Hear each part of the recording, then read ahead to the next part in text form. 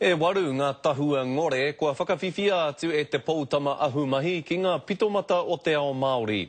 Kei a Heta Gardner ngā whakamārama. He wawata kua roa e manakotia ana e tēnei uri no te rarawa. I sort of started noticing a few guys here walking around and just doing paperwork, you know. And it was kind of like, I was always curious what they were doing and kind of asked a question around and see what occupation they did, and it turned out to be engineering. Mai taua wā kua whai a John te iringa I te ara o te pūkahatanga.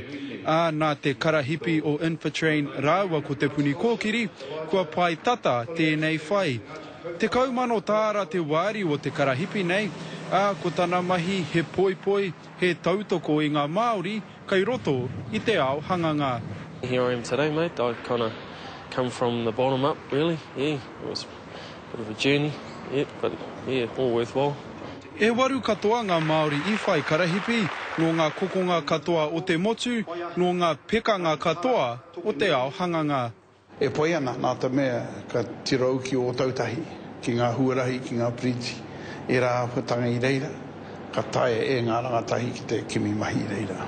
Engari kai te ahu ki wāhi ke ngā whakaro o e nei kaiwhiwhi. Something that can help my family move forward and my kids, give them, good opportunities for the future as well, where I didn't have such good ones. Motivation would have to be my family. I want to be a good role model for my kids, someone who they look up to, And I figure if I set the path for them, they're bound to follow me and hopefully fulfill their dreams as well. Koe nei te tau tuarua o te karahipi nei, te kaumā waru katoa ngā kaiwhiwhi. Heta Gardner, te karere.